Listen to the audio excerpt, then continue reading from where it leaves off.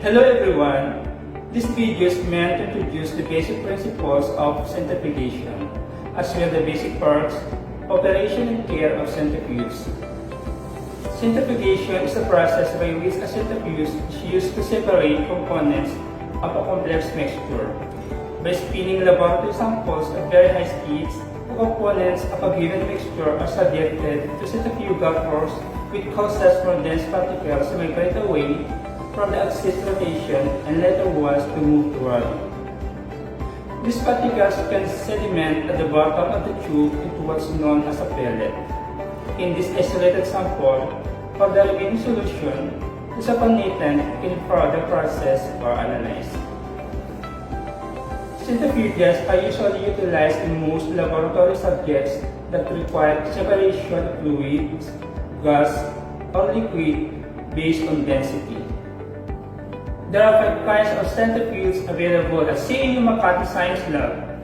We have hematocrit centrifuge that allows to determine erythrocyte fractions in blood. Centrifuge is a centrifuge especially designed to differentiate serum from blood cells and may be used to wash red blood cells as well. Microcentrifuges, also called microfuges or Pendorf centrifuges, are used for spinning liquid samples as low as 2 ml or even less at high speeds. The refrigerated centrifuges are provided with temperature control ranging from -20 to -30 degrees Celsius and the relative centrifugal force of up to 60,000 that is ideal for the separation of various biological molecules. Lastly, the basic benchtop centrifuge. This is very simple and small, having a maximum speed of 3000 rpm. It doesn't have any temperature regulatory system and is used normally to collect rapidly sedimenting substances such as blood cells, yeast cells, or bulky precipitates of chemical reactions. It is common in the clinical laboratory for blood for plasma or serum, urine, and body fluid separation. The following are the basic parts and functions of a centrifuge. Chamber. The entire system is housed within a chamber. The centrifuge head contains a cups or shields that cover the rotor in terms of the spindle. Safety shield in the chamber surrounds the rotors. Control panel. The control panel placed on the front casing serves as a purpose controlling centrifuge operation. Rotor. Rotors in centrifuges are the motor devices that house the tubes with samples. Centrifuge rotors are designed to generate rotation speed that can bring about the separation of components in a sample. There are 3 main types of rotors used in centrifuges, which are fixed angle rotors, vertical rotors, and swinging bucket rotors. Latch. Discontinue use of any centrifuge that does have a latch. The latch keeps a centrifuge lid closed in the event of tube breakage or other problems while the centrifuge is operating. Lid. Discontinue the use of any centrifuge that does have a lid and does not retrofit the unit with a lid that does have a latch. Inspection glass. It is used to monitor the rotor of the centrifuge while working samples.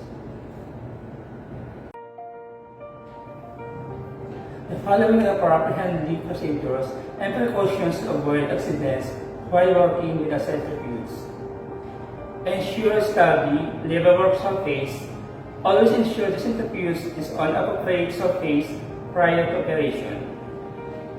Ensure the centrifuge tubes are properly balanced and that the speed and tube length is in accordance with the tube. Do not use tubes that are not properly sized for the rotor.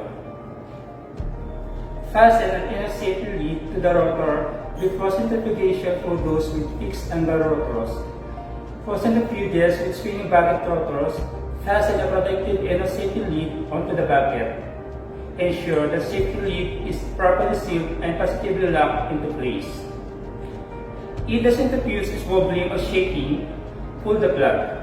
A little vibration is normal, but excessive amounts can mean danger. Ensure that the rotor has completely stopped spinning before opening the lid. even if an open lid indicator lights and a safe control lock disengages.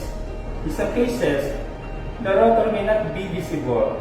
Therefore, the user should allow a reasonable amount of time for the rotor to stop and should feel the top of the lid for the cessation of vibration before opening it. Never attempt to stop a moving rotor with your hands or with a tool or object. All should follow universal precautions when performing centrifugation and other functions that may expose workers to hazardous materials. These precautions include wearing a proper personal protective equipment. Spillage and break-up tubes should be considered hazardous. Maintain cleanliness all the time to minimize possible cross-contamination.